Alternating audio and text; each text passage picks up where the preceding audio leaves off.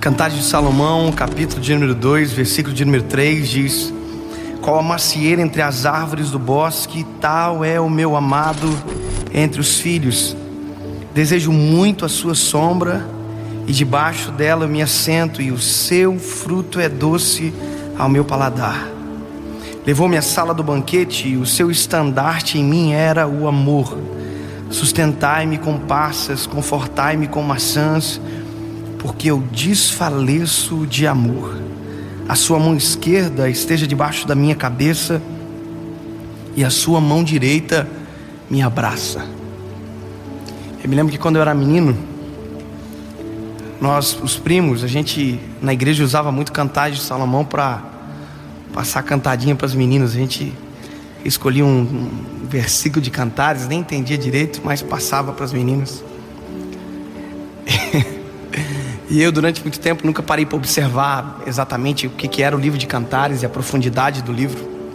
Até que um dia eu estava pegando um voo, vindo para casa, e sentou um pastor do meu lado.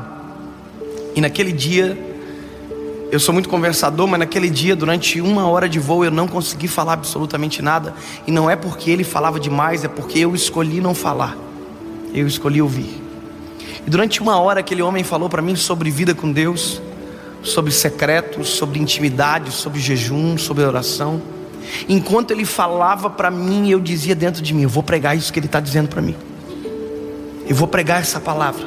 E eu me lembro que ele pegou esse texto de Cantares de Salomão, capítulo 2, versículo 3. E quando ele leu o texto para mim, eu falei: uau, eu preciso pregar essa palavra. E quando eu pensei isso no meu coração, que eu precisava pregar essa palavra, eu me lembro que ele disse para mim: pastor Dave, sabe qual que é o nosso problema? É que tudo aquilo que a gente ouve, a gente quer pregar. E eu falei: esse homem leu a minha mente. E eu fiquei com vergonha, e eu disse: como assim? Ele disse: nós temos o problema que tudo que a gente acha que é bonito, a gente que pensa que é para os outros. A gente já quer aplicar para os outros, a gente já quer falar para os outros, a gente prega para todo mundo. E esse é o panorama da nossa geração. A gente fala tudo para os outros. A gente lê um texto e a gente diz: uau, isso aí é excelente para postar no Facebook. A gente procura no Google textos para publicar no Facebook, textos sobre fé, sobre coragem, sobre vida espiritual, sobre vida com Deus, porque a gente sempre quer mostrar para os outros. Quando ele falou aquilo para mim, eu me lembro que dentro do meu coração eu comecei a chorar. Eu dizia dentro do meu coração: eu sou uma vergonha, Senhor, porque eu sou exatamente isso. Eu estou parando de viver a verdade da Tua palavra apenas para falar da realidade da Tua palavra para os outros. Os outros estão chorando, mas eu não estou vivendo mais. Eu não estou vivendo mais a realidade daquilo que eu estou ministrando para os outros. E sabe, é muito visível quando você fala de algo que você não compra, quando você tenta vender algo que você não consome, porque não há verdade quando não há experiência. É muito legal falar de coisas bonitas, mas são extraordinárias as coisas bonitas quando são a nossa prática. Eu me lembro que quando ele foi ministrando no meu coração, falando todas as coisas, falando que ele ficou 21 dias de jejum. Quando ele disse para mim: pastor, eu fiquei 21 dias no jejum, porque o meu filho falou para mim que eu não tinha moral de falar de jejum para ele. Eles são nos Estados Unidos. E o filho dele um dia chegou dizendo que ia fazer o jejum que o filho do amigo, com um amigo dele, estava fazendo no colégio, que era do Ramadã, de 40 dias. Aí ele falou para o filho: filho, você não pode fazer esse jejum. E aí o filho olhou para ele e disse: pai, quem é você para falar para mim de jejum? O meu amigo pode falar, porque os pais dele jejuam, ele jejua, o senhor não. E aquilo arrebentou. E ele disse: então eu jejuei durante 21 dias. E eu escrevi um livro, 21 dias num lugar secreto. À medida que ele falava para mim, a minha vontade era descer daquele avião e ir louco para casa, me fechar no quarto e orar e conversar com Deus e viver aquilo que eu precisava viver.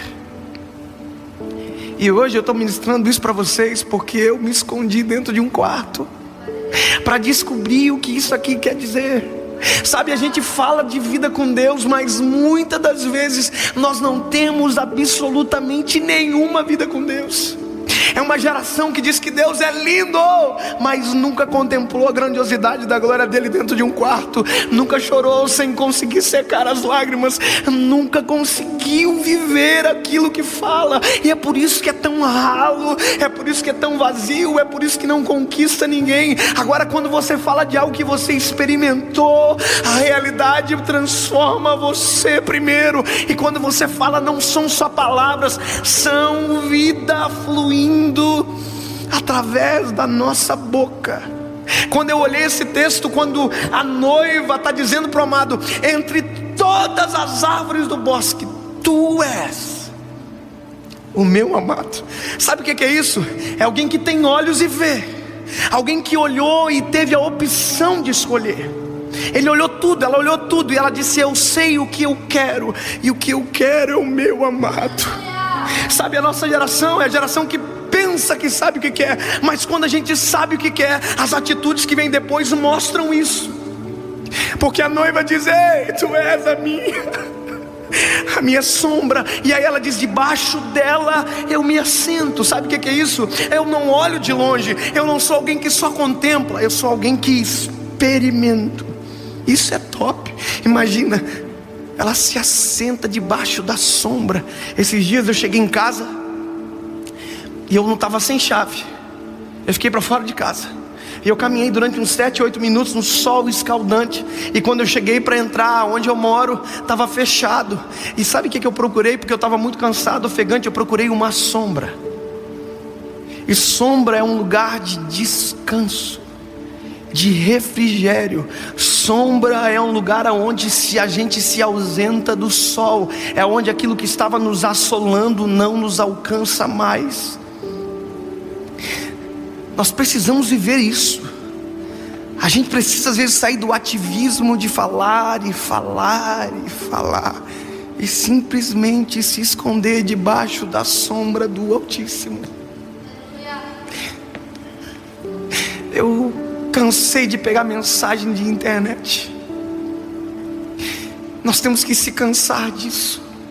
Mensagem que alguém já pregou, texto que alguém já escreveu.